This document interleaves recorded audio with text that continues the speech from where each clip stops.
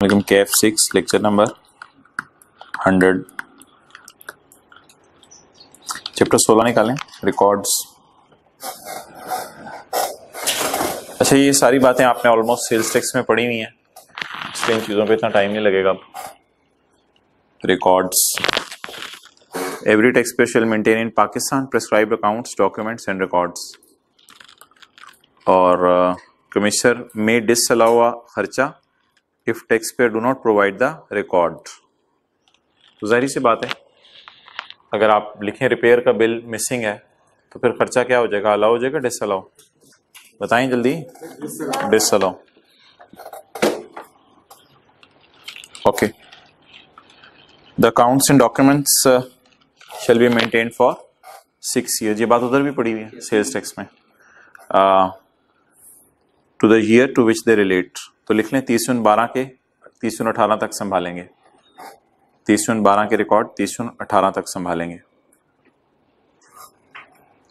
और अगर कोई केस पेंडिंग है कोर्ट में तो फिर रिकॉर्ड का आपको पता है कब तक संभाला जाएगा, जब तक कोर्ट का फैसला ना आ जाए।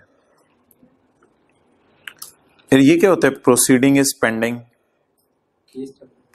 प्रोसीडिंग इज पेंडिंग, इसका मतलब ये कि शायद तो आपको हुकूमत असेस कर रही है, शायद आपने कोर्ट में अपील कर दी हुई है, या फिर ऑल्टरनेट डिस्प्यूट रेजोल्यूशन कमेटी में आप चले गए हैं। बहरहाल मोहतरम, इन तीनों अल्फाज के ऊपर हमारे अभी 6-7 दिन लगने हैं। हमारा चैप्टर 15 रहता है, उसका नाम ही ये है असेसमेंट्स एंड अपील्स। तो बस इसको फिलहाल छोड़ सकते हैं हम, कोई मसला नहीं। लेकिन बहरहाल केस कोर्ट में चला जाए तो रिकॉर्ड 6 साल के बाद भी संभाल के रखने पड़ेंगे।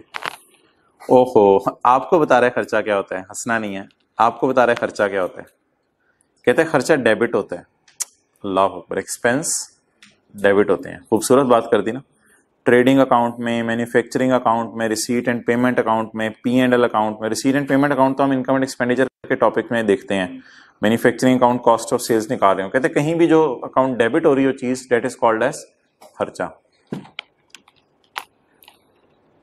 और ये भी हमने सेल्स टैक्स में पढ़ा था, इलेक्ट्रॉनिक कैश रजिस्टर। तो commissioner may require any person to install and use electronic tax register, यहाँ इसका नाम है। तो इसी में आपका डेटा स्टोर होगा और इसी के अंदर ट्रांजैक्शंस रिकॉर्ड होंगी। ये डब्बे छोड़ें, डब्बों में रेपिटेशन है कुछ, ये मैं आपको बता दूंगा। ये आ जाएं आगे पेज 352 पे।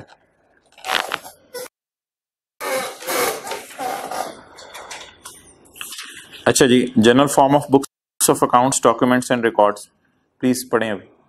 General form of books of accounts and records. जी, books of accounts electronic media पे रखी जा सकती हैं, सेल्स टैक्स में पढ़ा हुआ है। If safety measures are insured. अच्छा यार, कंपनी ने 2 रूल फॉलो करने हैं। एक इंटरनेशनल अकाउंटिंग स्टैंडर्ड्स जो आप लोग पढ़ रहे हैं, IS2 वगैरह, IS 16, और कंपनी ने, आपको पता है कंपनी लॉ भी फॉलो करना है। तो बस ये लिख, कंपनी ने कितने रूल्स फॉलो करने हैं? 2। अच्छा, पेपर में से सवाल क्या आएगा? जनरल फॉर्म क्या होनी चाहिए? इलेक्ट्रॉनिक फॉर्म में भी एक्सेप्टेबल है, और कंपनी ने बाकी 2 चीजों का ध्यान रखना है। जनरल फॉर्म का लफ्ज से सवाल आएगा पेपर में। इसको काट दो, इसको कंपनी से 2017 कर दो। अच्छा, रूल 33 प्लेस बता दें यार, कहां रखने हैं रिकॉर्ड्स? देखें रेजिडेंस किसने? Other than business. जिनका बिजनेस नहीं है वो रिकॉर्ड्स अपने कहां रखें? घर में रख लें। Where a person earns income other than business, the book shall be kept at residence. ये कौन लोग हैं? सैलरी ना, अदर सोर्स वाले नहीं है। Salary, capital gain, other source, income from property, ये लोग अपने रिकॉर्ड्स कहां संभाल के रखें? घर में। लेकिन बिजनेस वाले कहां रखें? The book shall be kept at place where business is carried on. If it is carried on in more than one places, then records will be kept at a principal place, main जो head office है वहां पे। इस तरह की बात तो sales tax में भी पड़ी हुई है। ओके, टैक्स रिटर्न जो आप बनाएंगे ना, उसमें आपने बताना है कि आपने बुक्स कहाँ रखी हैं। टैक्स रिटर्न जो आप बनाएंगे उसमें आपने बताना है कि आपने बुक्स कहाँ रखी हैं, बुक्स आर केप्ट। उसकी ना प्लेस बतानी है, एड्रेस। यानी जाहिर बात है टैक्स वालों ने आपका टैक्स लेने आना है तो उन्हें एड्रेस पता होना चाहिए किस पते पे आएंगे। ओके, ये ऑडिट वाला सेक्शन तो सर आपने पढ़ा हुआ है, इसको ना उधर से ही रिवाइज कर लेते हैं। निकालें सेल्स टैक्स। टाइम पे आ गए हो भाई, ऑडिट शुरू होने लगे।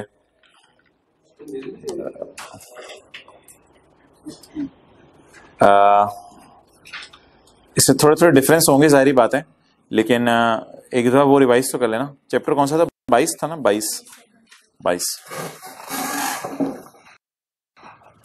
सबसे पहले क्या होता था आपको याद है? Production of records. आप रिकॉर्ड्स अपने दिखाते थे, रिकॉर्ड दिखाने के बाद क्या शुरू होता था?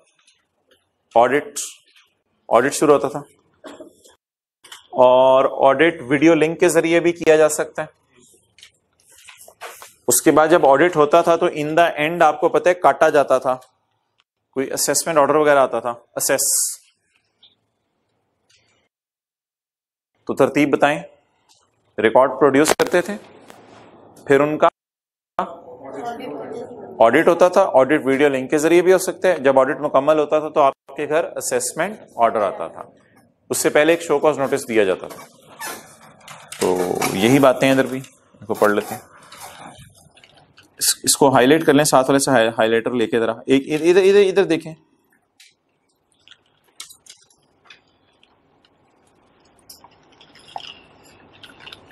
बस ये 3 बातें हैं जो उधर लिखी हुई हैं हमने।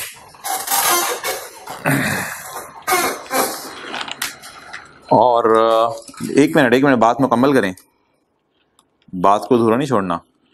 ये 2AA तो छोड़ें, बात मुकम्मल करें।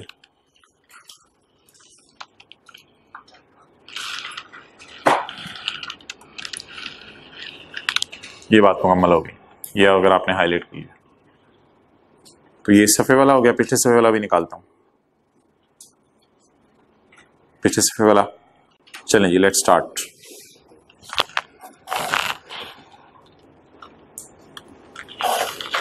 बातें ऑलमोस्ट वही हैं। The commissioner may call for the documents maintained under this law और एनी अदर लॉ। ये क्या मतलब है? मेंटेन्ड अंडर दिस लॉ और एनी अदर लॉ। आपसे किसी और लॉ वाले रिकॉर्ड्स भी मांगे जा सकते हैं। कमिश्नर ने क्या करना है? रिकॉर्ड्स मंगवा के उस पर समोसा खाने रख के। For conducting audit of the income tax, जाती affairs of the person, personal affairs, घर के नहीं। कौन से affairs? Income tax affairs of the person. और ये बात तो सेल्स टैक्स में पड़ी थी। Where record is kept on electronic data. अगर मशीन पे हो तो person shall allow commissioner to use the machine. तो आपने मशीन, इसमें ये नहीं कहा मेरा कंप्यूटर है, मेरा लैपटॉप है, तुम कमिश्नर हो, तुम हाथ लगाओगे नहीं। And shall allow him access to attested hard copies. क्या मतलब? अगर वो कह दे कि भाई मुझे हार्ड फॉर्म में चाहिए तो उसको प्रिंट निकालने दे और साइन करके दे दे। वो ही क्या चक्कर है? आपके प्रेमिसेस में आके आपका भी ऑडिट कर सकते हैं, किसी और का भी।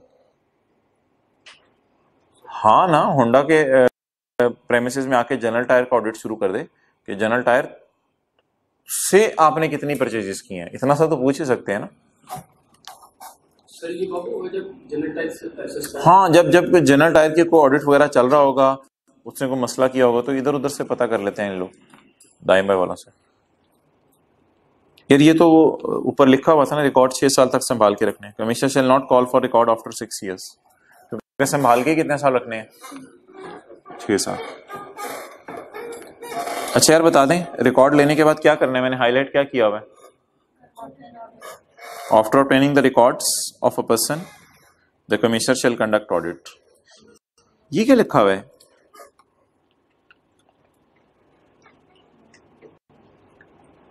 जब आपने रिकॉर्ड ना मेंटेन किया हो तब भी आपको ऑडिट हो सकता है। वो कैसे? इसके यार कई तरीके हो सकते हैं, हजारों तरीके हैं। बैंक स्टेटमेंट मंगवा लें आप, इसकी बैंक स्टेटमेंट मंगवा लें, इसके कस्टमर से पता कर लें, सप्लायर से इंफॉर्मेशन ले लें, कुछ ना कुछ तो कलाबे मिलाए ना कुछ। तो जहां रिकॉर्ड्स ना मेंटेन हो रहे हो वहां भी ऑडिट होते हैं लोगों के, और लोग मारे जाते हैं। बैंक स्टेटमेंट देखी जाती हैं, उनके साथ से देखे जाते हैं कहाँ कहाँ जायदादें बना ली उन्होंने, फिर पूछा जाता है ये कैसे बनाई। तो after obtaining records of a person where necessary और where necessary record is not maintained, the commissioner shall conduct audit of income tax affairs, और commissioner may conduct audit proceeding electronically through video link और any other prescribed facility. ये नया concept है यार, ये पढ़ना है शौक से। FR1 में आपने पढ़ा हुआ है रेशोस, रेशोस पढ़ रहे हैं, रेशोस। अच्छा, रेशोस का लफ्ज तो चले आपको पता है, एक और लफ्ज मुझे बताएं, सेक्टर। ये एजुकेशन सेक्टर है, सारे कॉलेजेस जो दवाइयां बना रहे हैं वो कौन सा सेक्टर है? क्या आप ये कह सकते हैं एक सेक्टर में अक्सर लोगों की रेशोस तकरीबन एक जैसी होती हैं? कह सकते हैं सेफली, कोई इतना हार्ड एंड फास्ट तो नहीं है ना, कि जाहिर बात है। लेकिन अगर KFC है, मैकडोनल्ड्स हैं, हो सकता है उनकी जेपी रेशो तकरीबन एक जैसी हो, जैसे जरूरी तो नहीं होता, लेकिन सेक्टर तो एक है और जमीन आसमान का फर्क नहीं होगा, जमीन आसमान का फर्क नहीं होगा, क्योंकि उन्होंने भी चिकन ही खरीदना है, उन्होंने भी बंद ही खरीदने हैं, और उन्होंने भी आगे प्राइस में 300 का ही बेचना है। 20 रुपए का वो खरीदेंगे, 30 रुपए का वो खरीदेंगे, 300 रुपए का करके बेच देंगे, एक कैचअप साथ दे देंगे तो खुश हो जाए, 2-3 मिल जाए आप ज्यादा खुश हो जाते हैं। अच्छा, तो सेक्टर की रेशोस ऑलमोस्ट क्या होती हैं? सेम। सेक्टर के अंदर जितनी कंपनीज हैं उनकी रेशोस ऑलमोस्ट सेम होती हैं। फिर उनमें से अगर कोई आपको ज्यादा बेहतर लग रही है ना, तो उस रेशो को क्या कहा जाता है? बेंचमार्क। बेंचमार्क लफ्ज क्या है? Ideal, ideal standard. तो इन द एंड अब बात ये हो रही है मोहतरम कि अगर कोई बंदा रिकॉर्ड दिखाने से इनकार कर दे तो उसके लिए बेंचमार्क सेक्टर की रेशोज यूज कर लो, बस आपके सेक्टर की जो रेशोज हैं वो यूज कर लेंगे। कौन बंदा, अगर कोई बंदा अपने रिकॉर्ड दिखाने से इनकार कर दे, ये लफ्ज देखें क्या लिखा हुआ है, आसान सा, सेक्टोरल रेशोज, लेकिन ब्रैकेट में उसने लफ्ज लिखा है बेंचमार्क, सेक्टोरल बेंचमार्क रेशोज, यानी जिस सेक्टर में आप हैं उसमें जो रेशोज हैं उसका एक बेंचमार्क से हम निकालेंगे और फिर वही रेशोज एज्यूम करेंगे आपकी भी हैं।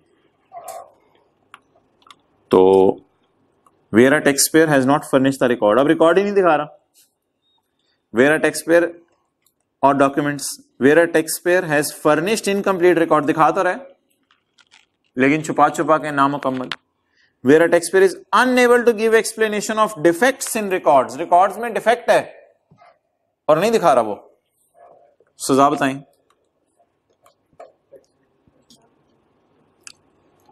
ये समझ लिया जाएगा कि आपका टैक्स गलत है, और commissioner shall determine the taxable income on the basis of sectoral ratios, उसमें फिर वो आइडियल रेशोस को निकालेंगे, उसी की बुनियाद पे करेंगे।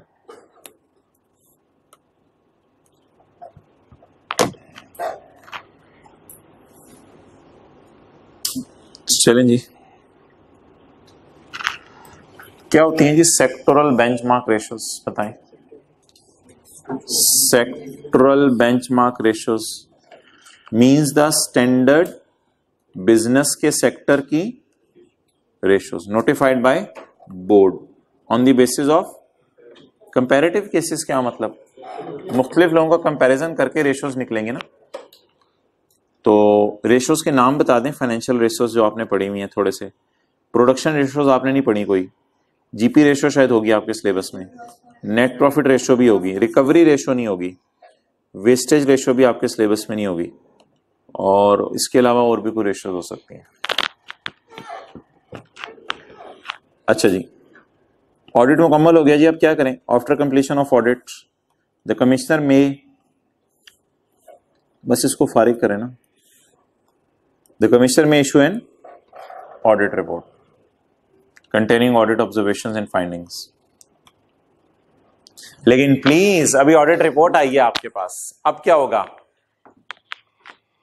Commissioner shall issue an audit report, अब शोकॉज नोटिस होगा, फिर असेसमेंट होगी। अब शोकॉज नोटिस आएगा, वजह बताओ, ऑडिट रिपोर्ट तो हमारी आ गई है, अब वजह बताओ तुम्हारे खिलाफ क्यों एक्शन लिया जाए। अगर आप वजह ना बता पाए तो ये तो घूरना है ऑडिट रिपोर्ट, एक ऑडिट तो घूरना होता था, तो ये घूरना हो गया। अब अपॉर्चुनिटी ऑफ बीइंग हर्ड में लफ्ज अंडरलाइन करूंगा, इसको लिखवाऊंगा, शो कॉज नोटिस आएगा और इन द एंड आपकी क्या हो जाएगी? काटा जाएगा। तो अपॉर्चुनिटी ऑफ बीइंग हर्ड होता है show cause notice.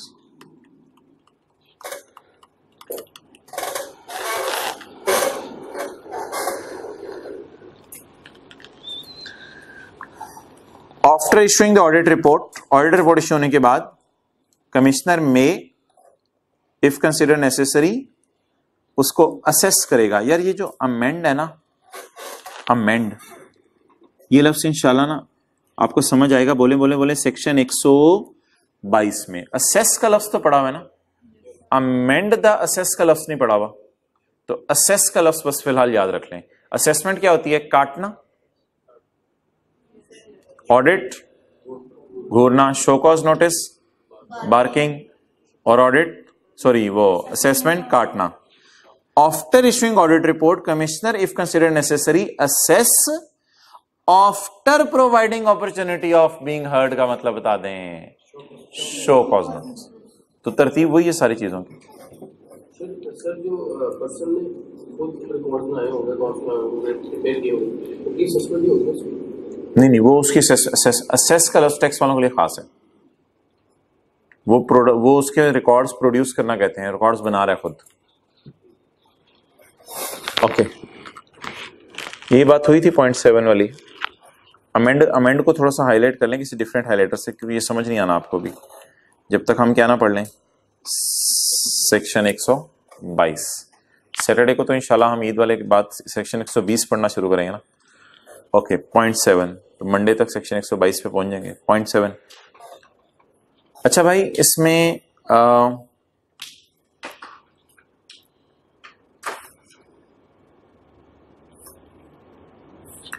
if a person has been selected for audit in a year, he can also be selected for audit in next year. चाचू के बेटे गर्मियों की छुट्टियों में खेलने आ गए और 2-3 महीने आपके पास रहे, अगले साल फिर दोबारा आए तो आपने कहा फिर दिल में फिर नहीं ऐसे नहीं होना। If a person has been selected for audit in a year, he can also be selected in audit in the next or following year. आने दें यार, कोई मसला नहीं, हमारे दरवाजे खुले हैं आपके, ठीक है। लेकिन प्लीज अपनी पढ़ाई बर्बाद नहीं करनी, उनको खेलने दें, आप आराम से जाके कमरे में पढ़े बैठ, ठीक है। एक दफा बस ईद की नमाज पढ़ के आ जाए, ईद मिल ली तो मिल ली बस, अब बार बार तो नहीं लोगों से ईद मिलनी। खाना आपके कमरे में ही पहुंच जाएगा,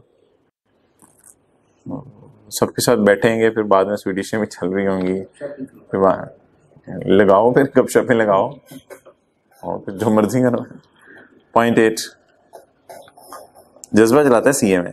पॉइंट 8, कहने पे मजबूर हो जाए आपके घर वाले, यार तो बस कर दो यार, तो ईद करे अम्मी बस।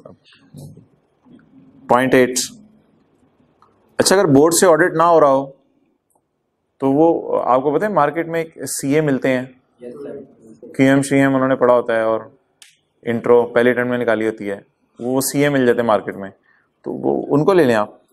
अगर ज्यादा ही टेक्निकल हो गया है तो उन्होंने काफी रगड़ा खाया होता है, तो the board may appoint a form of CA.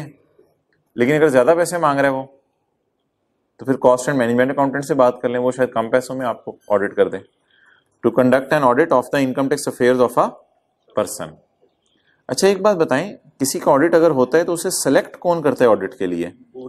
ना, सेलेक्ट याद रखिएगा, कभी पेपर में सवाल आया तो कमिश्नर भी कर सकते हैं ऑडिट के लिए किसी को सेलेक्ट, और कोई बड़ा केस है तो बोर्ड भी सेलेक्ट कर सकता है। तो ये कैसे पता चलता है किसका ऑडिट करना है किसका नहीं करना? या तो बोर्ड बताते हैं या कमिश्नर। वैसे सारे लोगों का ऑडिट हो जाता होगा? ओ, बिजनेसमैन तो करोड़ों हैं पाकिस्तान में, लाखों का भी नहीं ऑडिट हो सकता भाई, साल में लाखों का भी नहीं ऑडिट हो सकता, हजारों का मुश्किल से होता होगा, बल्कि सैकड़ों का होता होगा। फ्रेंकली स्पीकिंग बहुत कम ऑडिट होते हैं। ऑडिट कहाँ, हुकूमत के पास इतने बंदे कहाँ हैं ऑडिट करने के लिए भेजें? 10 को जहां से रेवेन्यू ज्यादा है वहां भेजें, ठीक है। The scope of audit shall be determined by board on a case to case basis. Scope क्या होता है? डेप्थ, ऑडिट में कितना डीप जाना है ये कौन बताएगा? Board, on a case to case basis.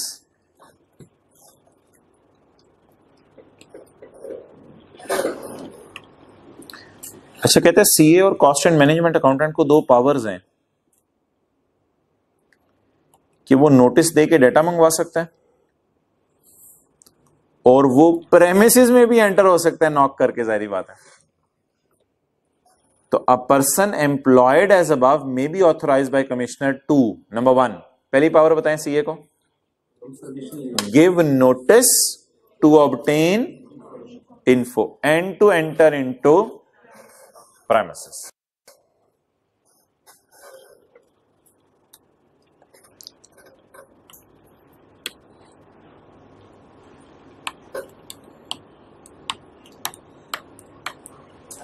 ये आपसे कभी बात नहीं हुई, आज हम जिंदगी के ऐसे मोड़ पे खड़े हैं जो मैं आपको बताने लगा हूं। काटना भी कई किस्म का होता है,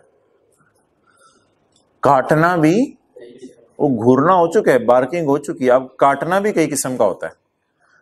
तो काटने का नाम ऐसे हमने क्या रखा हुआ है, असेसमेंट। लेकिन जब हम जाएंगे ना, छुट्टियों के बाद इंशाल्लाह आएंगे, तो हम सेक्शन 120 में काटने का नाम रखेंगे एज्यूम्ड असेसमेंट।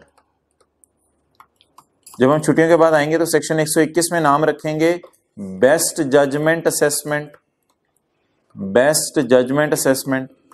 और सेक्शन 122 अमेंडमेंट, पढ़ा है अभी लफ्ज़ एक, अमेंडमेंट ऑफ असेसमेंट।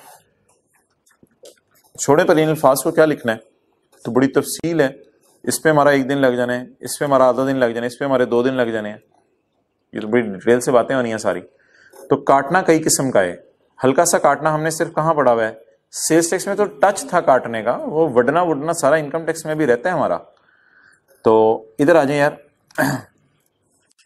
जो बंदा अपने रिकॉर्ड दिखाने से इनकार कर दे उसकी ये वाली असेसमेंट होती है। इसे कहते हैं यार अब जज ही किया जा सकता है ना, और क्या करें, वो कटवाने की तैयारी नहीं है, वो रिकॉर्ड ही नहीं दिखा रहा। तो जो बंदा रिकॉर्ड दिखाने से इनकार कर दे, जो बंदा रिकॉर्ड दिखा दे, उसकी मैं बताऊंगा ये वाली असेसमेंट होगी, जिसका हमने अमेंडमेंट अभी को लफ्ज पढ़ा था अजीब सा। तो अब जो बंदा रिकॉर्ड ही ना दिखाए, बताएं उसके साथ क्या करें, सिर्फ अंडरलाइन किया हुआ पढ़े। Where a person fails to produce accounts, नहीं छोड़ो, where a person fails to produce accounts, commissioner may proceed to काट। लेकिन इस काटने का अजीब सा नाम है, एक अमेंड नाम था, ये भी हमने अभी पेंडिंग पे डाल दिया, और एक क्या नाम है, बेस्ट जजमेंट, लेकिन है काटना ही। और एक और काटना है आगे, एंड एज्यूम्ड काटना shall have no legal effect. ये तो बहुत ही भयानक बात हो गई, इसको तो बिल्कुल ही सेक्शन 121 आने का वेट करना चाहिए, डिस्कस भी नहीं करना चाहिए। तो स्काई ब्लू के अलावा वाला पढ़ें, where a person fails to produce accounts, commissioner may proceed to काट। काट ही ना लिखें, काट, कमिश्नर में प्रोसीड टू काट।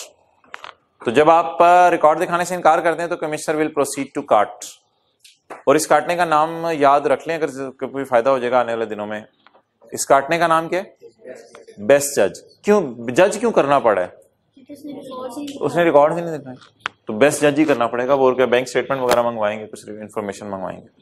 अच्छा, रिकॉर्ड किसको नहीं दिखा रहा, या सीए को रिकॉर्ड नहीं दिखा रहा। ये ऑलमोस्ट रेपिटेशन है सारी, इसमें सिर्फ एक चीज आपने याद करनी है, स्पेशल ऑडिट पैनल। किसका ऑडिट शुरू करें, स्पेशल किस्म का कोई बंदा पकड़ें, शेख रशीद का कर लें, बिलावल का कर लें, या शहबाज शरीफ का कर लें। शेख रशीद का कर लेते हैं, चलिए शेख रशीद का ऑडिट शुरू करते हैं। पीटीआई है ना वो, अच्छा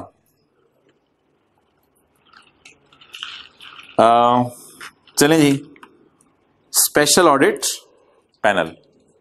तो अगर कोई बड़ी मछली है जिसको ऑडिट करना है तो फिर पैनल बैठना चाहिए, या एक बंदा ही ऑडिट के लिए भेजें।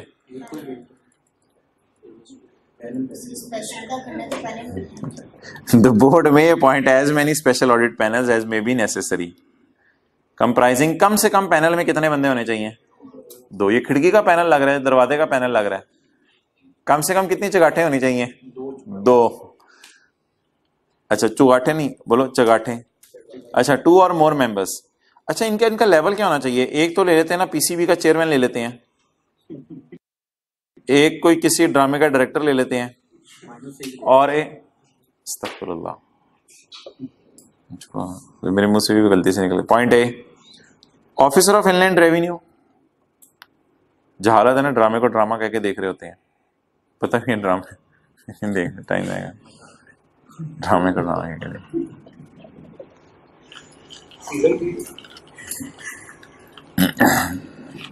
तो कुरान में वाज़ेह है ना, मोमिन मर्दों से कहो अपनी नजरों को नीचा रखें, औरतों से भी कहो अपनी नजरों को नीचा रखें। तो फिर वो देखना तो समझ नहीं आती ना, ड्रामा देखना, उसको तुक भी नहीं बनती, तो अल्लाह के हुक्म की नाफरमानी। अच्छा जी, पॉइंट ए, अब उसमें कोई महरम तो होते नहीं आपके। Point A, an officer of inland revenue, पहले तो ऑफिसर होगा जी, उसके बाद अ फर्म ऑफ सीए में से कॉस्ट एंड मैनेजमेंट अकाउंटेंट ले लो। ये क्या है यार, फॉरेन एक्सपर्ट, ठीक है कोई मसला पड़ गया, फॉरेन एक्सपर्ट बुला लो, मैथ्यू को बुला लो, जॉन को बुला लो, किसी को बुला लो, ब्रायन लारा को बुला लो, तो फॉरेन एक्सपर्ट और specialist as directed by board. और कुछ ज्यादा मसला पड़ गया है तो टैक्स ऑडिट एक्सपर्ट एक बंदा होता है, वो फॉरेन एक्सपर्ट से भी ऊपर की चीज है। ये फॉरेन एक्सपर्ट नहीं है, ये क्या है, टैक्स ऑडिट एक्सपर्ट है। इसको तो ब्रैकेट में ले लेना, tax audit expert of an international organisation, किसी बड़ी सी ऑर्गेनाइजेशन का आप टैक्स ऑडिट एक्सपर्ट मंगवा लो, और a tax authority outside Pakistan, किसी बड़े से इदारे का मंगवा लो, या फिर अगर बड़े इदारे में कोई नहीं एक्सपर्ट मिल रहा आपको तो और किसी बाहर के मुल्क के एफबीआर का कोई बंदा मंगवा लो। बाहर का बंदा होगा, वो पाकिस्तानी भी हो सकता है, वो कोई मसला नहीं, कई सालों से अगर रह रहा हो, बस ऑडिट एक्सपर्ट बाहर से मंगवाना है, इंटरनेशनल ऑर्गेनाइजेशन से। और deployed under an audit assistance programme, छोड़े परे ना लिखिएगा, याद ना रहा तो, बस tax audit expert of an international organisation. तो ऊपर क्या लिखा हुआ है, टैक्स फॉरेन एक्सपर्ट, ये जरा हल्के लेवल का बंदा होता है। नीचे क्या लिखा हुआ है, टैक्स ऑडिट एक्सपर्ट। जी क्या करना है भाई इसका, to conduct an forensic, forensic होता है बड़ी डिटेल में, इसमें ना फ्रॉड्स वगैरह पकड़े जाते हैं। फ्रॉड एक तो होता है ना ऑडिट में मोटी मोटी गलतियां पकड़ लेना, जिसमें कोई फ्रॉड्स वगैरह ने लोगों ने किए हुए, तो अगर फ्रॉड वगैरह पकड़ने हो तो फिर ये ऑडिट शुरू होता है of income tax affairs of any person. और आगे यार अल्लाह का शुक्र है ऑलमोस्ट इंग्लिश वही अब चलनी है जो ऊपर वाले ऑडिट में पढ़ ली हमने। And scope of audit shall be determined by board on case to case. अच्छा यार ये जो लोग हैं ना, ये किसको निकाल के, ए, इन लोगों को पैनल में नहीं डाला जाएगा, एक शर्त पूरी करेंगे तो पैनल में डाला जाएगा। वो शर्त क्या, ये लोग वादा करें कि जितनी इंफॉर्मेशन मिलेगी उसे हम किसी को नहीं बताएंगे, ये कॉन्फिडेंशियलिटी वाला वादा कर लें, फिर इन लोगों को इस पैनल में डाल दिया जाएगा। लेकिन इससे वादा इसलिए नहीं करवाया जाएगा कि ये तो एफबीआर का नौकर है ना, इससे तो जब नौकरी दी थी तभी वादा करवा लिया था। तो ये जो लाइन अब आपको याद करनी पड़ेगी, ये लाइन जरा है समझने वाली। इफ अ मेंबर, मेंबर्स ये है ना, ये सारे मेंबर्स ही हैं। ये क्या चक्कर है, यहां 2 लिखा हुआ है, यहां ज्यादा है, कम से कम 2 बंदे टीम में होने चाहिए ना, ज्यादा भी तो हो सकते। If a member is not an officer of inland revenue, if a member is not an officer, the person shall only be included as a member in panel if agreement of confidentiality। रुक जाए, agreement किस किस के दरमियान होगा, board और उस CA की फर्म के दरमियान, कि तुम्हें हम जहां भी भेजेंगे तुमने उसकी इंफॉर्मेशन किसी को नहीं बतानी।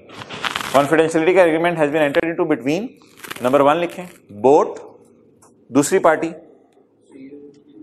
And the person. अगर पर्सन है तो वो, अगर वो अकेला बंदा नहीं है तो फिर उसकी ऑर्गेनाइजेशन से एग्रीमेंट कर लें, और अगर वो ऑर्गेनाइजेशन भी नहीं है, कोई बाहर के मुल्क की टैक्स अथॉरिटी है, तो फिर उनसे एग्रीमेंट कर लें कि यार आपने हमारी इंफॉर्मेशन किसी को बतानी नहीं है। पर्सन या बाहर के मुल्क का इदारा या बाहर के मुल्क की कोई टैक्स अथॉरिटी। अच्छा जी, किसको थोड़ा सा प्रोटोकॉल दिया था हमने, इसको दिया ना प्रोटोकॉल, इसको फिर प्रोटोकॉल दें, इसको प्रोटोकॉल पे प्रोटोकॉल देना है। इनमें से किसी एक को चेयरमैन रखना है, वो इसको रखना है। Special audit panel shall be headed by chairman who shall be officer of inland revenue.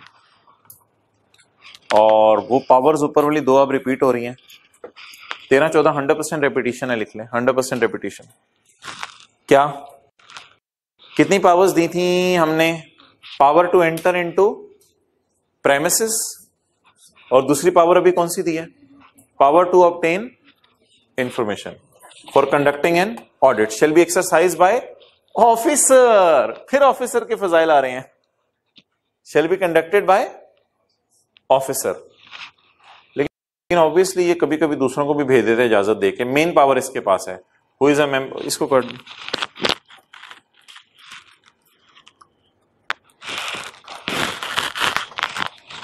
Okay. Special audit team को आपने रिकॉर्ड दिखाने से इनकार कर दिया, वही वाली बात सारी, बेस्ट जजमेंट जो भी पड़ी है पॉइंट 10 में, तो 14 के साथ लिख लें इज इक्वल टू 10, ऊपर वाला 10 है। फिर a person fails to produce before commissioner और special audit panel any accounts, documents, records, electronically kept record, electronic machine, the commissioner may proceed to make a best judgement assessment. Okay,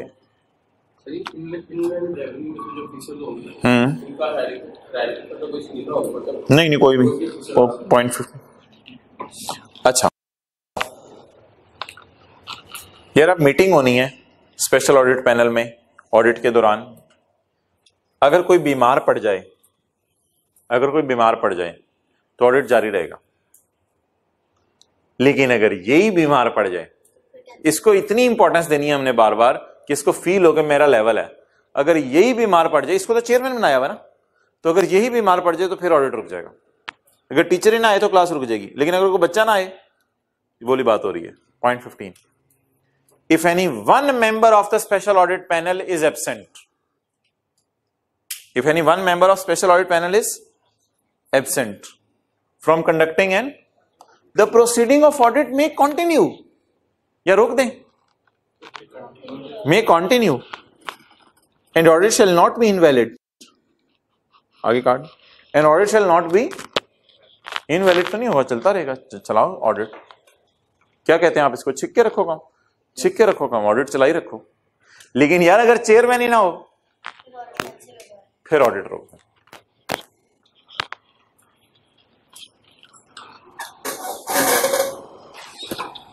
अच्छा, पता है क्या होता था, कई दफा कोई सीए बीमार हो गया ज्यादा, अब वो आ ही नहीं रहा, अब बेचारा सिर्फ किसको जाना पड़ेगा, चेयरमैन को, जो कौन है, ऑफिसर, इसी को चेयरमैन बनाया ना हमने, अब इसी को जाना पड़ेगा।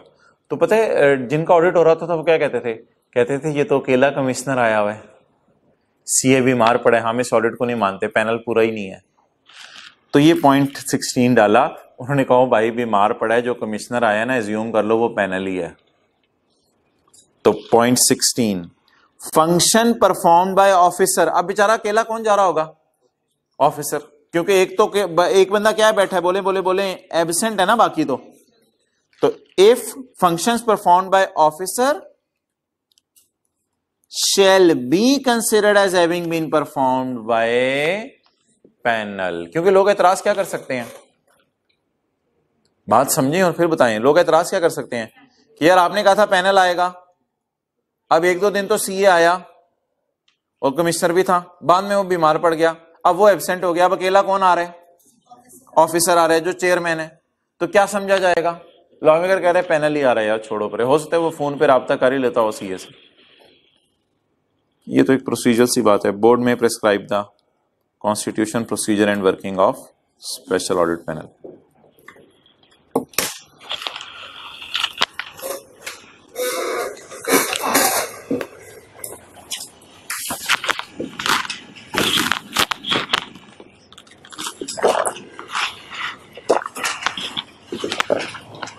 अच्छा, ये कुछ चीजें हैं आपने मुझे अभी भी ना याद करके सुनानी है। पेज आए, पेज 351 पे,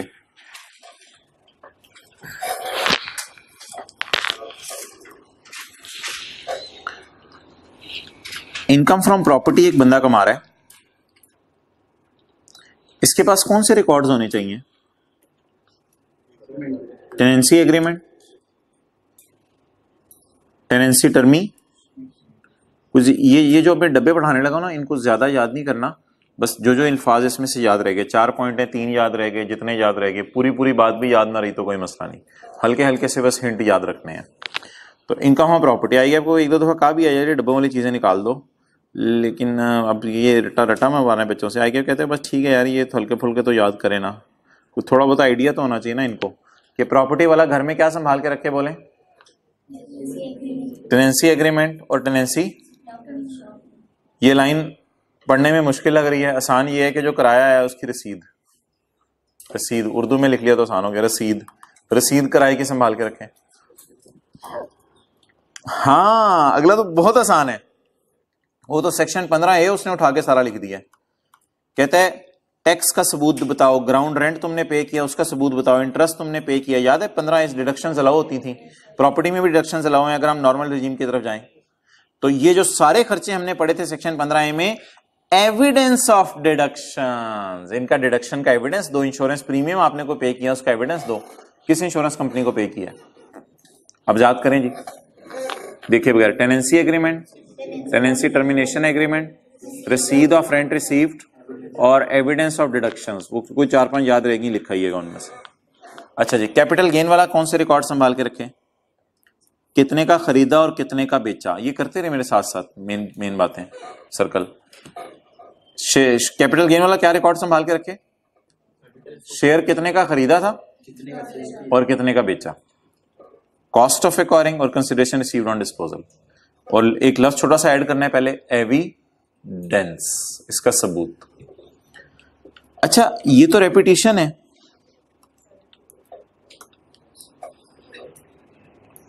हाँ कैपिटल गेन में भी डिडक्शंस थी, मुझे एक दो याद आ रही हैं, कमीशन वगैरह आप ब्रोकर को पे करते थे, तो ये डिडक्शन है आपकी, इसका सबूत संभाल के रख लें कि मैंने कितना कमीशन पे किया। फायदा क्या होगा, सबूत संभाल के रखेंगे, खर्चे माइनस करने की इजाजत हो जाएगी। ऊपर आए, सैलरी वाला क्या संभाल के रखें, सैलरी सर्टिफिकेट ये कौन बना के देगा, इसे जहरी बात है एम्प्लॉयर ही बना के दे देगा कि कितना टैक्स तुम्हारा काटा है, तो सैलरी सर्टिफिकेट संभाल के रख ले। तो अब्बू अगर सैलरी कमा रहे हैं तो उन्होंने घर में कोई लंबे चौड़े रिकॉर्ड नहीं रखने संभाल के। अच्छा जी, अगर वो बंदा डिविडेंड कमा रहा है तो डिविडेंड वारंट, तो डिविडेंड का सफा होता है ना जिसमें आपको लिखा होता है इतना डिविडेंड मिला है। अगर कोई बंदा रॉयल्टी कमा रहा है तो रॉयल्टी एग्रीमेंट। अगर कोई बंदा इंटरेस्ट कमा रहा है तो evidence of interest yielding debt, ये होते डिबेंचर, सुने कभी लफ्ज डिबेंचर, तो डिबेंचर आप संभाल के रखें। Evidence of profit on debt, ये वो बैंक में आपके आया होगा और अगर उस पर कोई टैक्स डिडक्ट हुआ है आगे काट दें। और एविडेंस ऑफ ज़कात, अगर कोई ज़कात कटी है उसका एविडेंस। अच्छा ये यार ये चीज कहां थी, लैंड किराए पे लेना आगे किराए पे दे देना, एक्सेलेंट, अदर सोर्स में थी। बिल्डिंग को प्लांट है मशीनरी के साथ किराए पे देना, consideration for vacating the possession of building 10 से डिवाइड करते थे, ये कहां थी, इसका रिकॉर्ड क्या संभाल के रखना है, जाती मारे, लीज एग्रीमेंट और लीज टर्मिनेशन एग्रीमेंट। जो बंदा पेंशन ले रहा है वो क्या रिकॉर्ड संभाल के रखे, पागल बनाया। जिस बंदे का प्राइस बॉन्ड निकला है वो क्या रिकॉर्ड संभाल के रखे, evidence of income and tax deducted thereon. अगर आपने अपना घर किसी को दे दिया है कि प्रॉपर्टी एक्सप्लॉइट करें, एक बंदा पंखे के साथ ऊपर छत पे लग गया था, एक एग्जांपल दी थी इस तरह की, ये भी अदर सोर्स में जाके नजर मार लीजिएगा, तो क्या संभाल के रखना है, एग्रीमेंट। और अगर आपने लोन किसी से लिया है तो बताएं लोन कितना लिया है, कैसे लिया है, और अगर चेक वगैरह से लिया है तो फिर उसका रिकॉर्ड भी संभाल के रखें कैसे लिया। ओके अच्छा जी, अब यार ये आपने एक एक दफा नजर मारना है, एक दफा अभी नजर मार लीजिएगा, एक दफा कल नजर मार लीजिएगा, एक दफा पेपर के दिन, वो उससे ज्यादा कितना कर सकते हैं आप ये डब्बे वाली चीजों, लीव इट। और ये जो सारी बातें हैं ना, अल्लाह का शुक्र है, ये तो सारी रेपिटेशन है, ये हम एक ही पढ़ेंगे और उसमें सारी कवर हो जाएंगी। अब इन बातों को सिर्फ एक हल्का सा आपने हिंट लेना है और समझ लेनी है। मुझे बता दें, कल एक मैंने आप फिजिकल में जो ग्रुप थे उसमें ये तस्वीर शेयर की थी, और ऑनलाइन वाले बेशक वीडियो पॉज करके इसको नोट कर लें। तो ये एक तस्वीर आपसे शेयर की थी, इसको मैं आपके सामने शेयर करता हूं। यार अभी जो हम पढ़ के आए हैं वो आपको पता है, salary, property, capital gain, other source पढ़ के आए हैं, और उसमें कौन सा पॉइंट पढ़ के आए हैं, 3 जाके देखें जरा, पॉइंट का नंबर देखें, 3 नजर आ रहे हैं।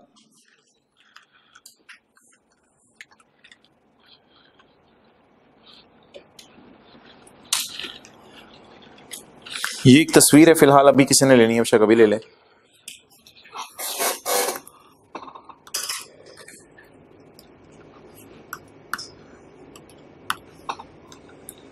अच्छा, अभी हम पढ़ के आए हैं point 3, income from salary, property, capital gain और अदर सोर्स वाला। बाकी कौन बच गए हैं? बिजनेस वाले। बिजनेस के रिकॉर्ड्स ऑलमोस्ट थोड़े बहुत हमने पढ़े हुए हैं सेल्स टैक्स में, रिकॉर्ड्स, गेट इनवर्ड, आउटवर्ड और उस किस्म की चीजें। अच्छा, बिजनेसमैन के कुछ हैं जनरल रिकॉर्ड्स, कुछ हैं, कुछ बिजनेसमैन के लिए स्पेसिफिक। जनरल मींस सारे बिजनेस वालों ने संभाल के रखने हैं, specific means other than companies के लिए वो कौन बच जाएंगे? इंडिविजुअल्स और एओपीज। उनके लिए अभी हम पॉइंट 2 पढ़ेंगे, उसमें आगे कैटेगरीज हैं पॉइंट 2 में। पॉइंट 2 में यार इंडिविजुअल एओपीज आजकल क्या क्या काम कर रहे हैं, जरा मुझे आपने बताते रहना है। इंडिविजुअल्स एओपीज, जितना मैं उंगली लगा रहा हूं, इंडिविजुअल एओपीज ट्रेडर और मैन्युफैक्चरर हैं। Individual AOPs wholesaler, dealer, distributor, commission agent हो सकते हैं। Individuals professionals, doctors, accountants, auditors हो सकते हैं। अगर individual AOPs new tax payers हैं तो उन्होंने, अभी मैं पढ़ाऊंगा, ये वाले रिकॉर्ड संभाल के रखने हैं। अगर इंडिविजुअल एओपीज डॉक्टर्स वगैरह हैं, प्रोफेशनल्स हैं, सीएस हैं, तो उन्होंने 2 के 3 वाले रिकॉर्ड संभाल के रखने हैं। अगर individual AOPs wholesaler, dealer, distributor, commission agent है तो उन्होंने ये वाले रिकॉर्ड संभाल के रखने हैं। पीछे रह गए ट्रेडर और मैन्युफैक्चरर। अगर आप गरीब हैं, अप टू 6 लाख कमा रहे हैं, 5 लाख, तो आपने ये वाले रिकॉर्ड संभाल के रखने हैं। अगर आप गरीब हैं और अगर आप अमीर हैं तो आपने ये वाले रिकॉर्ड संभाल के रखने हैं। कुछ समझ आ गई? बिजनेस क्या होता है? Income from business, net profit या sale? Net profit. Net profit. अभी ये हाथ मैंने रखा हुआ, इसको छोड़ें। और अगर आप अमीर कबीर हैं, बिलियनियर हैं, मिलियनियर हैं, मिलियनियर ही कर लो, बिलियन ज्यादा हो गया। अगर आप मिलियनियर हैं और अमीर कबीर इंसान है आप, और आपकी सेल 2.5 से ज्यादा है, बिजनेस इनकम नहीं, नेट प्रॉफिट नहीं, नेट प्रॉफिट नहीं, सेल सेल सेल आपकी 2.5 मिलियन से ज्यादा है, तो आपके लिए अलग रूल है 2 का। तो ऑब्वियसली फिर इन लोगों की सेल तो 2.5 से कम होगी ना, फिर इन लोगों की सेल क्या होगी? 2.5 से कम। अब मैं आखिरी दफा बात करने लगा हूं, समझनी है गौर से। आप किसी ट्रेडर मैन्युफैक्चरर के पास जाएंगे, आपने इससे पहला सवाल पता है क्या पूछना है? यार तुम्हारी सेल कितनी है? वो कहेगा 25 लाख से ज्यादा। आपने बस उस पर 2 का 4 लगा देना है, 25 लाख ही बनेगा ना, 25 लाख बनेगा। अगर वो कहते हैं मेरी सेल 25 लाख से ज्यादा है, आपने चुप करके 2 का 4 लगा देना। फिर अगली दुकान पे आप गए, आपने कहा यार आपकी सेल कितनी है? उसने कहा 27 लाख, चुप करके 2 का 4। अगली दुकान पे गए, आपने कहा तुम्हारी सेल कितनी है? कहते 22 लाख। आपने उससे एक सवाल पूछना है, यार तुम्हारा प्रॉफिट कितना है? तुम्हारा प्रॉफिट कितना है? उसने कहा मेरा प्रॉफिट 4 लाख। फिर आपने उस पर 2 का 1 लगाना। I hope it is clear now. फिर आप अगली दुकान पे गए, उससे कहा तुम्हारी सेल कितनी है? उसने कहा मेरी सेल 21-20 लाख है। तो प्रॉफिट यार तुम्हारा कितना आ रहा है ये बताओ। प्रॉफिट कहते हैं मेरा 6-7 लाख आ जाता है। तो I hope it's very simple and clear. तो लेकिन एक चीज नोट करें यार, रेपिटेशन है, इनके लिए एक ही तरह के रिकॉर्ड्स हैं सारे, इन दोनों कैटेगरीज के लिए। और कोई रेपिटेशन ढूंढे, ये इनके लिए भी रेपिटेशन है। और 2 के 3 और 2 के 4 बिल्कुल इंडिपेंडेंट हैं, लेकिन ये 2 की कैटेगरीज हैं इंडिविजुअल एओपीज की। और जनरल जो सब ने रखने हैं, जिनमें कंपनीज वगैरह भी आ जाएंगी, वो पॉइंट 1 है। निकालें पॉइंट 1। इसमें से मुझे बता दीजिएगा जो चीज आपको कोई पढ़ी ना हो जिंदगी के किसी मोड़ पे, ये इंट्रो के टीचर ने बताई ना हो, इसको भी अब आपने रीड आउट करना है यार। हमको रट्टे तो नहीं मार सकते ना, इसको आपने रीड आउट, वो याद हो गए हैं। रेंट एग्रीमेंट वाले मोटे मोटे बता दें, रेंट एग्रीमेंट वाले, tenancy agreement, tenancy termination agreement, rent की रसीद और एविडेंस ऑफ पेमेंट। शेयर्स के केस में कॉस्ट का सबूत, कंसिडरेशन का सबूत और एविडेंस ऑफ पेमेंट। और वो जो 3-4 चीजें थी उनमें रेंट एग्रीमेंट और रेंट टेनेंसी टर्मिनेशन एग्रीमेंट, 3-4 चीज। डिविडेंड में डिविडेंड वारंट, सैलरी में इधर ही बैठे बैठे जाते हैं, सैलरी में सैलरी सर्टिफिकेट, कोई एम्प्लॉयर बना के देते सैलरी सर्टिफिकेट। इधर आ जाए, ये कौन सा पॉइंट है?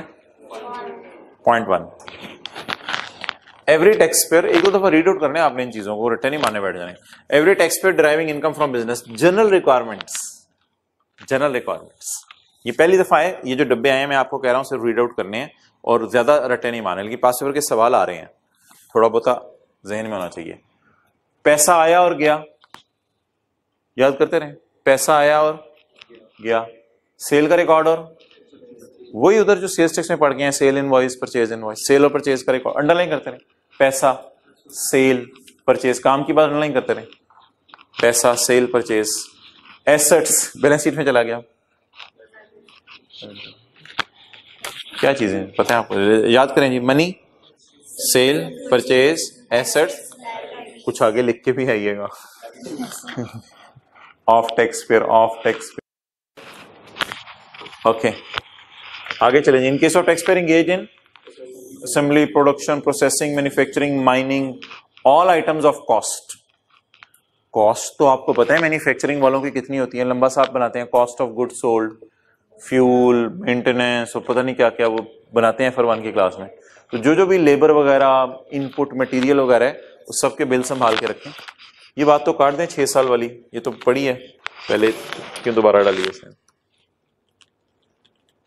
रिकॉर्ड 6 साल तक संभाल के रखें। अच्छा जी, ये कौन से हो गए भाई? जनरल। अब कौन सी कैटेगरी हमने? Specific. 2, every tax payer other than companies, like income chargeable under the income from business, tax payers with business income up to 5 lakh, वो वाले लोग। And new tax payers, 2 categories इकट्ठी आ गई। ये अब आप एक ही पढ़ लें ताकि अगला सारा सफा आपका खत्म हो जाए, अगले 1.5 सफे फिर आपके खत्म हो जाएंगे। ये सिर्फ एक ही पढ़ लें, सारी रेपिटेशन है, कोई 1-2 चीजें ऐड हो जाएंगी उसमें अमीरों के। ये बता दें यार, ये क्या चीजें हैं, किसी को पता है? Serially numbered and dated cash memos. दुकान पे आप जाए ना, उसने जो छोटी सी कॉपी एक रखी होती है, उस पे जो सेल लिख लेता है। और अक्सर दुकानदार, कितने आपने देखे आम दुकानदार भी सेल लिख रहे होते हैं, किसी ने लिखते हुए देखे? आम तो खास तौर पे जहां एम्प्लॉइज काम कर रहे होते हैं, तो ओनर ने कहा होता है सेल को लिखते रहना। अक्सर दुकानदार नहीं भी लिखते, अब हम क्या कर सकते हैं। Serial number dated cash memos, या जिसको बिल भी कह सकते हैं, जिसको रसीद भी कह सकते हैं, of each transaction of sale और रिसीट कंटेनिंग फॉलोइंग। अच्छा यार, इस पे आपका नाम नहीं पूछता, वो आपका नाम नहीं पूछता, बस उस कॉपी में कहीं अपना नाम लिख ले, बिजनेस का नाम और अपना नेशनल टैक्स नंबर, CNIC वगैरह लिख ले, ताकि टैक्स वाले आए तो पता चले ये आपकी ही कॉपी है। और डिस्क्रिप्शन, क्वांटिटी और वैल्यू ऑफ गुड्स लिख ले, कितने बिस्किट बेचे, कितने चीनी बेची, कितने चावल बेचे।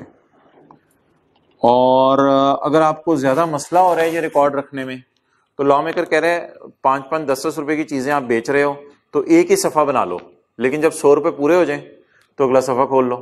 अपने रिकॉर्ड के लिए बस चीजें रखते रहो ताकि हम आके ऑडिट कर सकें। Where each transaction does not exceed 100 रुपए। आप कोई 5 रुपए की चीज ले गया, अंकल चीज ही दे दें बच्चे से, दूसरा 10 रुपए अंकल जी दे दें। अगर ऐसा मसला है तो फिर 100 रुपए का एक ही सफा बना लो, 100 रुपए खत्म हो जाए तो अगला सफा फिर शुरू कर दो। Where each transaction does not exceed 100 रुपया, 1 और more cash memos for all transactions. 1 बना लो या ज्यादा बना लो, आपकी मर्जी है। हाँ बोलो बोलो बोलो। कैश मेमो वो सफा होता है, कॉपी सी होती है जिसपे वो लिख रहा होता है, ये कस्टमर को देनी जरूरी नहीं है। अगर आप ज्यादा प्रोफेशनल है तो कैश मेमोस की जगह फिर कस्टमर को बिल देने लग जाए, इनवॉइस बना के देने लग जाए।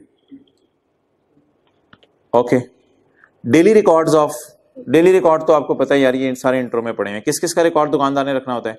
सेल्स का, पेमेंट्स का, परचेजेस का, एक्सपेंसेस का। सिंगल एंट्री रिकॉर्ड रखें, कोई डबल एंट्रीज करने की जरूरत नहीं। आम दुकानदार सिंगल एंट्री कर रहे होते हैं, सिंगल एंट्री बस रजिस्टर पे लिख रहे होते हैं कितने पैसे आए बस, और इन डबल एंट्रीज तो नहीं कर रहे होते। Cash, debit, sale, credit, purchase, debit, credit, ऐसी। तो receipt, sales, purchases, different heads. Vouchers of purchases, क्या दुकान ने चावल परचेज की और परचेज की एक्सपेंसेस। अब ये 4 चीजें रिपीट होनी है हर बिजनेस में। ये चीजें रिपीट हो गई, इस तरह करें, ये चीजें रिपीट हो गई। और अब ये होलसेलर, डीलर और 5 लाख वाले हैं। एक नई चीज यार आई है, in case of wholesaler, dealer, distributor, commission agent where single transaction exceed 10,000 the name and address of customer. ये भाई बड़ी जालिमाना चीज है। ये किसका नाम था? Tax payers. ये तो दुकानदार है ना पिछले सफे पे, ये कौन है? दुकानदार। इधर आए, ये भी दुकानदार है खुद, यानी होलसेलर डीलर। ये कौन है जिसका नाम आपने लिखना है? अगर आपके पास 10,000 से महंगी कोई चीज लेने आ जाए तो उसका नाम वगैरह, उधर लाख रुपया था सेल्स टैक्स में, लाख रुपए से महंगी चीज लेने आए, इधर क्या है? 10,000 रुपया। और ये रेपिटेशन है। और कैश बुक, ये भी रेपिटेशन है। जनरल लेजर वगैरह ये थोड़ा नया है। Vouchers of purchase and expenses, ये बात पीछे भी लिखी हुई थी, लेकिन यहां पता है क्या कहता है? अगर आपका सप्लायर, आपने 10,000 से ज्यादा के चावल खरीदे हैं तो आप फिर उसका नाम भी लिखें। उधर जरा रिलैक्स था, खाली दुकानदार का नाम जरूरी था। इधर 10,000 से ऊपर की चीज बेची जिसको, या जिससे 10,000 से ऊपर की चीज खरीदी, दोनों का नाम आप पूछ लें। ये दुकानदार हो गया, ये इसके डेटर हो गए, ये क्रेडिटर। तो दुकानदार आपका अपना नाम भी अपने रिकॉर्ड्स में रखें, डेटर्स का नाम भी पूछ लें, क्रेडिटर का नाम भी। सारे डेटर क्रेडिटर्स का बोले बोले बोले, जिनकी ये सारे पॉइंट्स याद करने हैं, बस एक एक दो दो को लाइन आप लिख सकें इसमें से। ये क्यों 3-4 नंबर का आ जाए तो आप इसमें से लिख सकें। ओके, आगे भी रेपिटेशन है यहां से लेके यहां तक। लेकिन यार एक चीज इधर आ रही है, थोड़ी बहुत ही चीजें आ गई हैं। Name and address of patient and client. अगर डॉक्टर है तो पेशेंट किथे? डॉक्टर नहीं, डॉक्टर मिल ही नहीं रहा, मेडिकल प्रैक्टिशनर। अगर डॉक्टर है तो पेशेंट का नाम पूछें, या अगर आप अकाउंटेंट हैं या आर्किटेक्चर हैं और कोई बंदा आपसे नक्शा बनवाने आया तो आप किसका नाम पूछें? क्लाइंट का नाम पूछें। क्लियर? लेकिन ये जो सड़क पे हर डॉक्टर ने अपनी क्लिनिक खोली हुई है उनको कहते हैं जनरल मेडिकल प्रैक्टिशनर्स। ये अगर एड्रेस पूछने लग जाए ना तो पेशेंट कहेगा भाईजान मैं जा रहा हूं यार, मैं बीमारी बताने और नाम बताने इससे ज्यादा मैं नहीं कुछ कर सकता। तो however condition of recording address of patient on patient slip shall not apply to general medical practitioners। ये सड़क पे दुकान है, हाँ कोई सर्जन है बड़ा, वो आपका नाम भी पूछेगा ऑपरेशन करने से पहले, आपका एड्रेस भी पूछेगा। लेकिन ये जो आम प्रैक्टिशनर्स है, सड़क पे डॉक्टर बैठे हुए, क्लिनिक छोटे छोटे खोले हुए, ये आपका एड्रेस नहीं पूछ सकते, ये सिर्फ आपका क्या पूछेंगे? नाम। ये कभी देखिए डेली अपॉइंटमेंट डायरी, आप फोन करके गए हो यार मेरी अपॉइंटमेंट लेनी है मैंने डॉक्टर से, तो उन्होंने डायरी बनाई होती है, उस पर आपका नाम लिख देते हैं। तो daily appointment diary in respect of clients and patients, this clause shall not apply to general medical practitioner.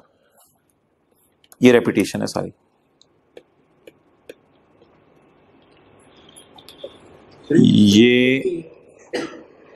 ये सारी रेपिटेशन है। इसमें ये वाला पॉइंट देख लें, स्टॉक रजिस्टर, ये पीछे रह गया था एक जगह। Stock register of stock in trade, इसमें गेट इनवर्ड जो चीजें आ रही हैं, जो चीजें जा रही हैं, ये वहां अल्फाज पढ़े थे, gate inward outward. And quarterly inventory of all items, और quarterly inventory of all items. यार ये बड़ा खतरनाक चीज है, साल में आपको 4 दफा स्टॉक गिनना पड़ेगा। Quarterly inventory of all items का मतलब बता दें, साल में 4 क्वार्टर आते हैं ना, तो 4 दफा आपको स्टॉक गिनना पड़ेगा। हालांकि हमारी आदत क्या है अकाउंटेंट के तौर पे, साल में एक ही दफा स्टॉक गिन लें, लेकिन ये क्या करे, कितनी दफा स्टॉक गिनो? 4 दफा स्टॉक गिनो। रखा होगा, जाहिर बात है, कुछ दुकानदार नहीं रखते। यार ये आपने ना मुझे कुछ कहना नहीं है, मैं इस चैप्टर के सारे पास पेपर आज कराने हैं। निकालें question 4। Briefly explain the provisions of income tax ordinance relating to requirements of books and accounts to be maintained by having। अब देखो यार 4 नंबर का आया, 7-8 पॉइंट थे, उनमें से कुछ 4-5 भी आप लिखाएंगे तो काफी होगा। आगे, under the provisions of income tax ordinance 2001 explain the following requirements of books of accounts to be maintained who has business income up to 5 lakh. गरीब लोग हैं ये, अप टू 5 लाख। ये तो अमीर कबीर थे ये वाले। Provisions of special audit panel, वो जो स्पेशल ऑडिट पैनल में हमने 6-7 लाइनें पढ़ी हैं, कितने नंबर? 5 नंबर। ये तो आपको ज़बानी याद है। सैलरी वाले ने क्या क्या संभाल के रखना है? सैलरी सर्टिफिकेट, टेनेंसी एग्रीमेंट और टेनेंसी टर्मिनेशन एग्रीमेंट, और रिसीद ऑफ कैपिटल गेन, कॉस्ट का रिकॉर्ड, सेल प्राइस का रिकॉर्ड और evidence of deductions. Ayub industries का ऑडिट हुआ इस साल, तो अगले साल फिर दोबारा आ गए हैं। तो अयूब कह रहे हैं मैंने नहीं ऑडिट करवाना, अगले साल दोबारा आ गए हैं ये लोग। 2 नंबर का सवाल है। कहते हैं मैंने ऑडिट नहीं करवाना चाहता। The management is of opinion that since tax affairs were audited last year also, पिछले साल भी हमारा ऑडिट हुआ था, इस साल हमारा प्रोग्राम नहीं बन रहा। जाओ यार, जाओ यार। नहीं नहीं नहीं, एक लाइन है छोटी सी बस, 0.7। हमारा ऑडिट हो गया था पिछले साल, इस साल दोबारा ना करो। If a person is audited he can also be selected for audit in next year.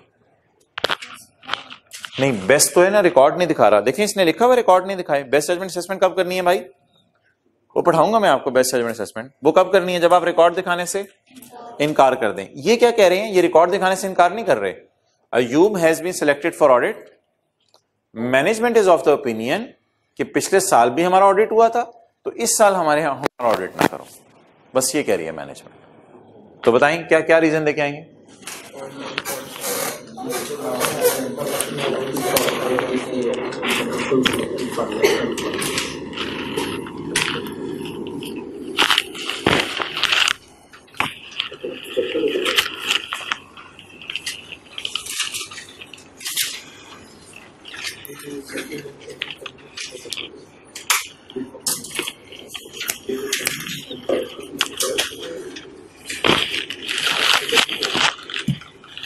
Chapter 22 में आए।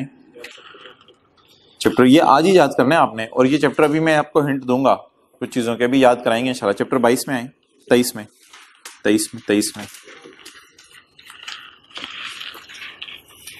चैप्टर 23 में भाई ये अब इंशाल्लाह सैटरडे से चैप्टर 15 शुरू करें ना, ताकि 6-7 दिन उसको लगें, और फिर एक दिन जो आई कैप का सप्लीमेंट आया उसको लगें, तो हम 31 या जकम तक फ्री हो जाएं।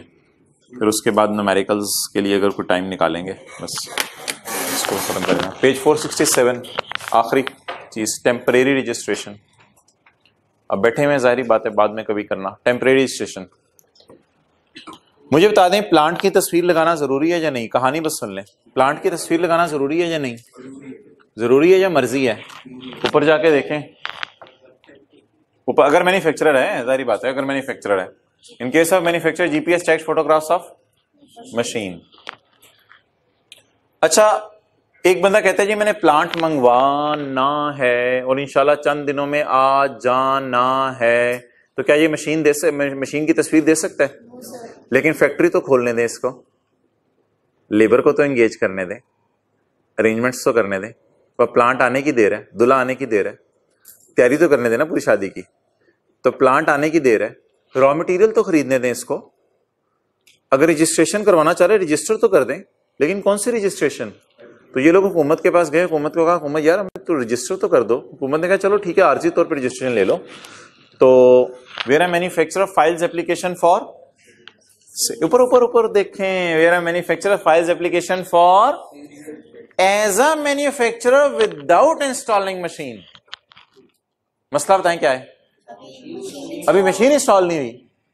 क्यों क्यों क्यों नहीं इंस्टॉल हुई? इंपोर्ट होकर नहीं आई। Temporary registration shall be allowed, अर्जी तौर पर रजिस्टर कर दें for a period of 60 days। इन 60 days में क्या करना है इसने? The person shall now import the machine. Point 3 में जरा जंप कर गया। द पर्सन शैल नाउ, अब इन 60 दिनों में ये मशीन इंपोर्ट कर लेगा, वापस आ जाए। तो इसको टेम्परेरी रजिस्टर कर दें कितने दिनों के लिए सिर्फ, लेकिन एक शर्त है, if you furnish the complete list of machinery. वो तो आई नहीं, लिस्ट ऑफ मशीनरी बता दे क्या आ रही है। मशीन तो नहीं हम कह रहे बताए। If you submits a complete list of machinery to be imported. वह बता दे क्या क्या चीजें मंगवाई हैं, ये तो आपको पता ही होगा, ऑर्डर किया हुआ आपने बाहर से। To be imported along with the good declaration, हमने पढ़ा हुआ है। इसने मुश्किल सा नाम क्या लिखा है इसने, बिल ऑफ लेडिंग। आपको तो पता है इंपोर्ट के केस में कौन सा सफा बनता है, गुड डिक्लेरेशन। ये मुश्किल सा लफ्ज़ है बिल ऑफ लेडिंग। अच्छा जी, अब हाईलाइट करें, मैन्युफैक्चरर ने क्या फाइल किया, एप्लीकेशन। समझ आ गया? मैन्युफैक्चरर क्या फाइल करेगा, application. Temporary registration shall B कितने दिनों में, जब आप ना 60 दिनों में नहीं, 1 मिनट, ये दो बातें अलग अलग होती हैं कि हुकूमत में हज पे जाना चाहता हूं, हुकूमत अच्छा ठीक है 2-3 दिनों में मैं आपको फाइनल कर देती हूं। हुकूमत में कितने दिनों के लिए जाऊं, आप 40 दिन के लिए जाओ। मैं टेम्परेरी रजिस्ट्रेशन के लिए अप्लाई कर रहा हूं, ठीक है 2-3 दिन में आपको कर देते हैं रजिस्टर। अब आप कितने दिनों के लिए टेम्परेरी रजिस्टर होगे, 2-3 दिनों में हुकूमत कर देगी रजिस्टर। अब कितने दिनों के लिए रजिस्टर हो गया आप, समझ आ गया फर्क, 60 और 72 घंटे में। तो temporary registration shall be issued by computer system with in 72 hours of filing of complete application. Okay, अब बंदा क्या करे इन 60 दिनों में, द पर्सन शैल नाउ, बोल इन 60 दिनों में इसने क्या जग मारना है, शैल now import the machine as a manufacturer. If he submits to custom authorities a post-dated check, हाथ खड़ा करके बताइए किसको समझ आई। If he submits to custom authorities a post-dated check,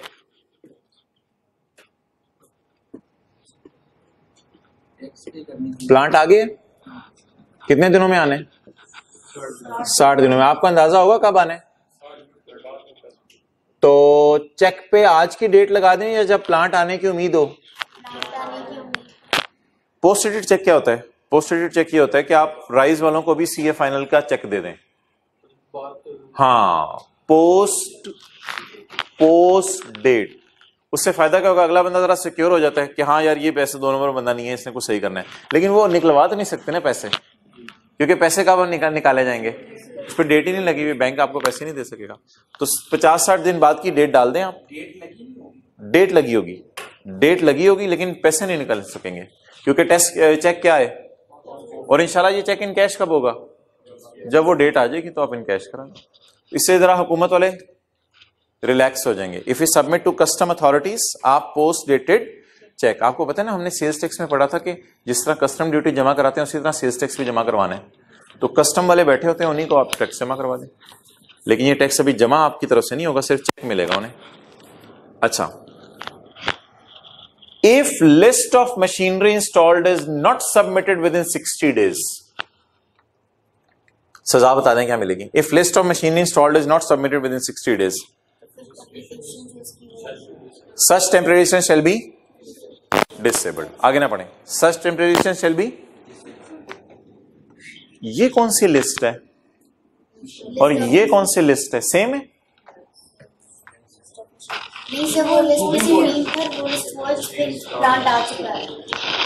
मोहतरम, ये लिस्ट बनेगी प्लांट आने के बाद।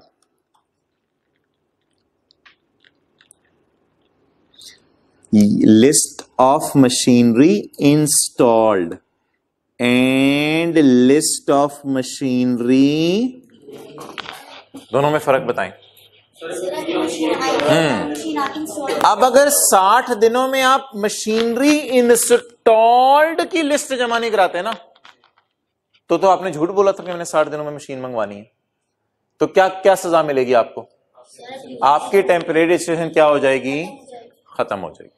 क्लियर? वो कौन सी लिस्ट थी, मंगवा रहा हूं, टू बी इंपोर्टेड, ये कौन सी लिस्ट है, लग गई है। तो मशीनरी लगाने की लिस्ट कब तक जमा करानी है, और मशीनरी मंगवाने की लिस्ट कब जमा करानी है, जब आप अप्लाई करने जा रहे हैं टेम्परेरी रजिस्ट्रेशन के लिए। अच्छा, ये क्या लिखा हुआ है, ये तो जुल्म तो नहीं लग रहा आपको कि उसको डिसेबल कर दिया जाएगा, उसकी टेम्परेरी रजिस्ट्रेशन फारिग, and the post dated cheque shall be encashed. तो प्लांट तो आया नहीं बेचारे का भी, कोई नहीं यार, अब हुकूमत सजा दे रही है कि क्यों पंगा लिया था, पैसे निकले नहीं, प्लांट नहीं आया ना, इसीलिए तो लिस्ट ऑफ मशीनरी इंस्टॉल्ड बन नहीं सकी। लिस्ट ऑफ मशीनरी इंस्टॉल क्यों नहीं बन रही बेचारे की? या तो आ गया या आया ही नहीं, आ गया तो इंस्टॉल नहीं हुआ, कोई भी वजह हो सकती है। अब एक मिनट, अब इंस्टॉल नहीं हो सका ना, उसकी सुस्ती है, तो हुकूमत क्या कहेगी? चेक इन कैश करवा लेगी, कोई नहीं। और अगर प्लांट ही नहीं आया अभी तक तो कोई नहीं, 2-4-10 दिन बाद आ जाएगा, कोई मसला नहीं, हुकूमत को पैसे तो चले गए। तो 60 दिनों के अंदर अंदर आपको प्लांट मंगवाना जरूरी है, वरना सजा क्या मिलेगी? चाहे प्लांट आए ना आए, टेम्परेरी कैंसिल हो जाएगी और आपका चेक क्या हो जाएगा? इन कैश हो जाएगा। अच्छा एक मिनट, मुझे ये बताएं, आखिरी बात, फिर मैं आपका सवाल लेता हूं। मुझे बताएं, ये जो 2 महीने होंगे, 60 दिन है, ये जो 2 महीने होंगे, इस महीने में आपका प्लांट तो भी आया नहीं, आ रहा हो सकता है अच्छे लोगों का 58th डे भी आ जाता है। तो इन 2 महीनों में आप मटेरियल वगैरह खरीद रहे होंगे, रॉ मटेरियल तैयारी कर रहे होंगे ना, लोहा, शीशा, बाकी चीजें खरीद रहे होंगे।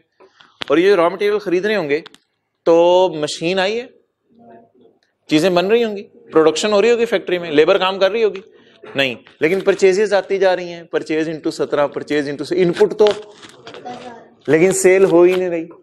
ये इनपुट इकट्ठा करते रहे, इकट्ठा करते रहे, इकट्ठा करते रहे, 2 महीने का सारा इनपुट इकट्ठा कर लें, सब्र करें थोड़ा, तीसरा चौथा महीना आने दें, तो क्या होगा? तीसरे चौथे महीने नॉर्मल सेल होना शुरू हो जाएंगे, तो पुराने इनपुट जितने इकट्ठे किए हुए वो अब जाके क्या करना शुरू कर दें? बोले हैं माइनस करना शुरू कर दें, क्योंकि तीसरे महीने से अल्हम्दुलिल्लाह क्या शुरू हो जानी है?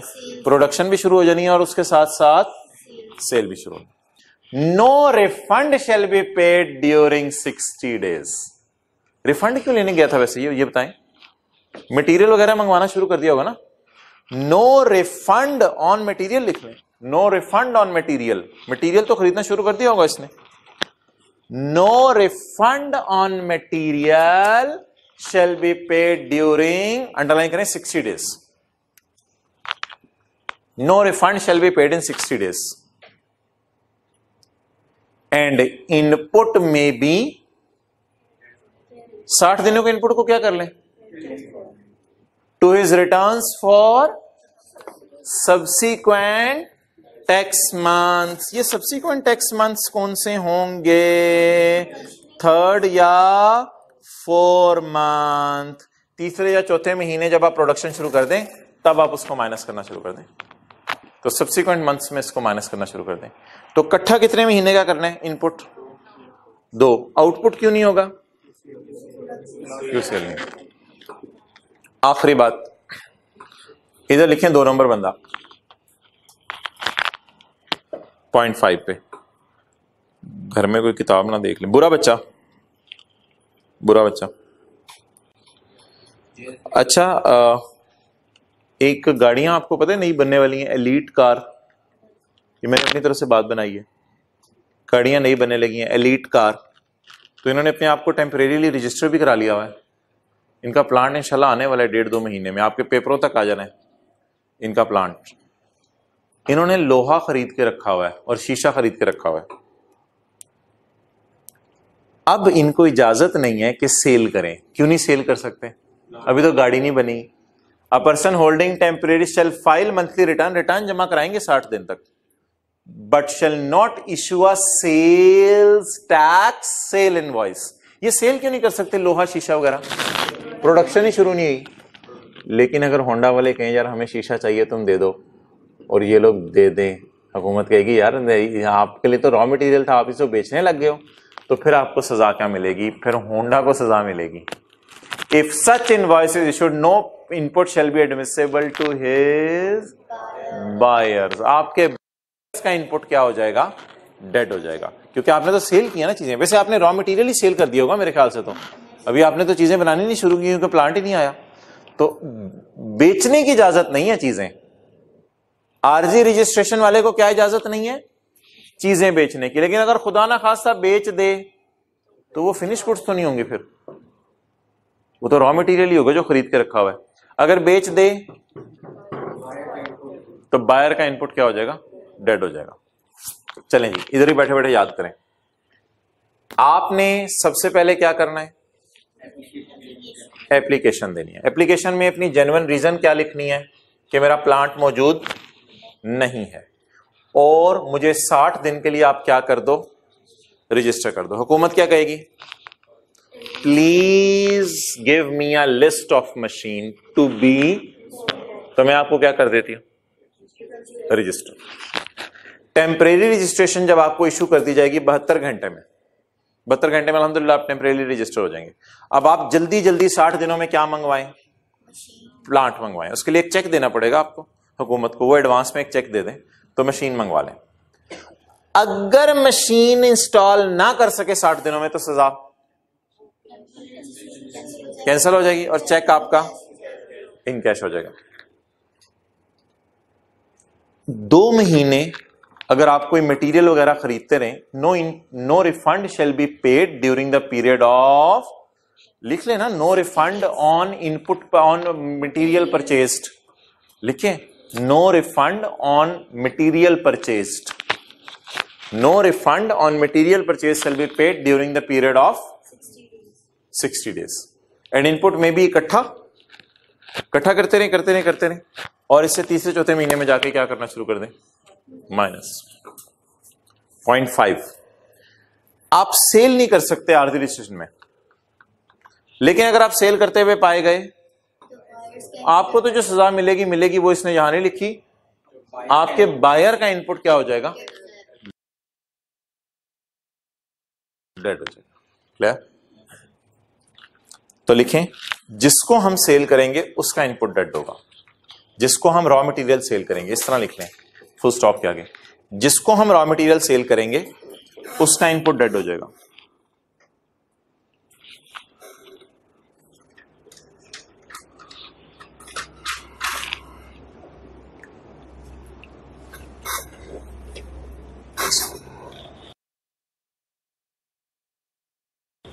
ठीक है,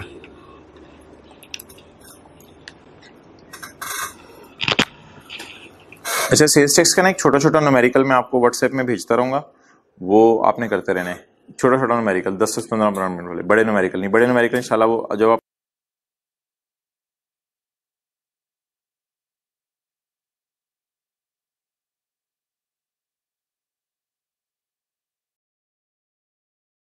पाएंगे तो फिर शुरू करेंगे। अच्छा, ये रिवाइज करा दें चैप्टर भाई, ये चैप्टर रिवाइज करा दें जल्दी जल्दी से, इसमें डब्बे वाली बातें नहीं, बाकी रिकॉर्ड्स कहां रखने हैं आपने, देखे बगैर बताएं, मैं पूछ रहा हूं पाकिस्तान में। नंबर 2, देखे बगैर बताएं, अगर रिकॉर्ड नहीं रखे तो खर्चा डिसअलाउ हो जाएगा। उसके बाद रिकॉर्ड कितने साल तक संभाल के रखने हैं, 6 साल तक संभाल के रखने हैं। खर्चा क्या होता है उसकी डेफिनेशन आसान है, और इलेक्ट्रॉनिक कैश रजिस्टर वहां लफ्ज था, यहां क्या था, इलेक्ट्रॉनिक टैक्स रजिस्टर। आपने इलेक्ट्रॉनिकली रिकॉर्ड रख सकते हैं। कंपनीज ने कौन से 2 रूल फॉलो करने हैं, कंपनी लॉ और अकाउंटिंग स्टैंडर्ड्स। अगर आपका बिजनेस है तो बिजनेस प्लेस पे रिकॉर्ड रखें, अगर बिजनेस के अलावा और कोई इनकम है तो घर पे रिकॉर्ड रखें, और अगर जो भी एड्रेस पे रिकॉर्ड रखे हैं वो एड्रेस आपने हुकूमत को बताना है। ऑडिट में सबसे पहले आपके रिकॉर्ड मंगवाए जाएंगे, फिर आपका ऑडिट होगा, वीडियो लिंक से भी हो सकता है, ये आसान चीज है, ये मसला नहीं है, वीडियो लिंक से भी हो सकता है। ऑडिट मुकम्मल होने के बाद काटा जाएगा, अगर रिकॉर्ड ना दिखाए तो भी काटा जाएगा, और अगर बोर्ड खुद ऑडिट नहीं कर सकता किसी सीए को या कॉस्ट एंड मैनेजमेंट अकाउंटेंट को बुला लेगा। इसके पास फिर 2 पावर्स होंगी, आपके प्रेमिसेस में भी एंटर हो सकेगा और आपसे इंफॉर्मेशन भी मांग सकेगा। तो आज ही यार इसको करें, याद आज ही याद करें, ज्यादा टाइम ना लगाएं। सेल्स टैक्स वाला अगर आप रिवाइज कर लेंगे ना 22 तो आसान हो जाएगा। ओवर, इंशाल्लाह सैटरडे को क्लास होगी।